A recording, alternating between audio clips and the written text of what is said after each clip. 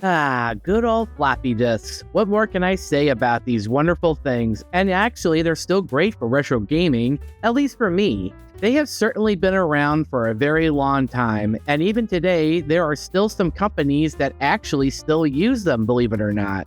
If I remember correctly, and I remember reading this somewhere, but I don't remember exactly because it was a while ago, I think Boeing, their 747s, they actually still use the floppy disk to update their software and whatnot. If that's not what they do anymore, then feel free to correct me in the comments.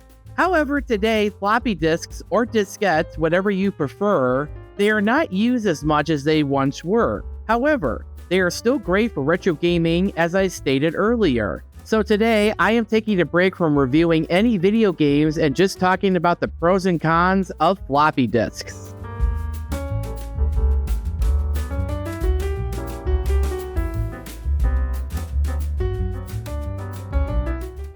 So when it comes to floppy disks, what comes to mind as a pro that you could think of for retro gaming? For me, here are still some of the pros that I still think are great when it comes to floppy disks. They are super easy to carry around, lightweight and small, widely used in older computers. Almost every computer back in the 80s and 90s had a floppy drive. Even some computers in the early 2000s, I know I still use them from time to time back in the day. Even with my Windows 98 computer build, I have a floppy drive in it too. They were very cheap to buy back then and not so expensive. You could erase the data and reuse them with new data anytime you like. Not like CDs where you can only just burn data once and that was it. Although there were some rewritable CDs, but in my experience, they didn't work that great, and sometimes the data would get corrupt or they won't get off completely. But that's just me. To a point, compared to punch cards, floppies were more doable and flexible. They also had very low power needs. Reading and writing floppies didn't require much system resources, which is great. Even today, that is a really big plus. But of course, just like everything else, we do have to talk about the cons, unfortunately, or this wouldn't be a fair review video. They had very low storage capacity, only about 1.44 microbytes on the most common 3.5 floppies, tiny by today's standards. Reading and writing the data was slow compared to later tech like CDs and USB flash drives. They also could be easily damaged by magnets, heat, dust, or even bending. Plus, they could degrade over time, leading to loss of data. Most modern computers don't even have floppy drives anymore. However, on Amazon, you can still buy floppy disks or diskettes, whatever you prefer, and you can also buy a USB floppy drive if you still want to use one. You can even buy custom-made floppy disks on there as well, but we'll get more into that later. Right now, let's get back to the cons. Disk errors or bad sectors were pretty common back then, sometimes even randomly. Even on modern ones, you could still get bad sectors from a file or even the disk itself. One of the big cons was the floppy drive itself, and it happens a lot on my Windows 98 computer, is that sometimes it doesn't really communicate with the motherboard, or sometimes it won't read the disk at all, even though I know the disk is very good. Usually a simple restart would help with that.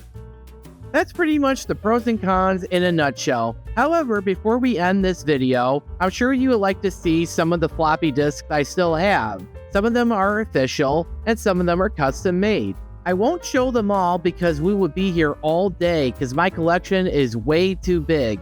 However, here were a few of my favorites.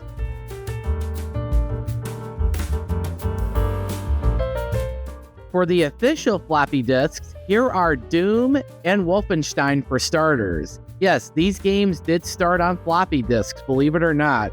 Even the two original Putt-Putt games were on floppy disks, believe it or not. The two originals were Putt-Putt Joins the Parade and Putt-Putt Goes to the Moon. The last two were some educational games. I don't know if anyone remembers Brain Quest, but back when I was a kid, that game was one of the highlights for learning and stuff. Plus, if anyone remembers Word Munchers or Math Munchers or any of the Muncher games, then here's one of the official games that I have left. I did have Number Munchers and some of the other Muncher games, but I couldn't find them. So I only have Word Munchers left. Maybe one day I'll live stream that one. And Brain Quest too.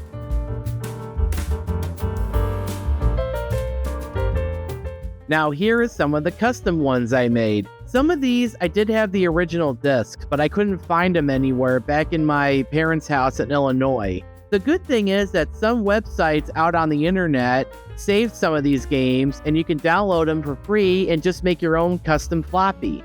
Some of my favorites were Shortline Railroad, Stunts 4D Racing, The Catacombs of Bliss, and Lemmings, of course. If you too want to buy your own floppy disks and buy a USB floppy drive for a modern computer, then I will put a link in the description where you can buy them off Amazon. They're very cheap and not that expensive. And that is a wrap on today's video. However, don't go anywhere just yet because there is still a non-commentary video of one of my favorite childhood games on my channel. If you would like to watch it, then please click the video on the left. Also, if you would like to watch the previous episode, you can do so by clicking the video on the right. Until next time, happy retro gaming, everybody!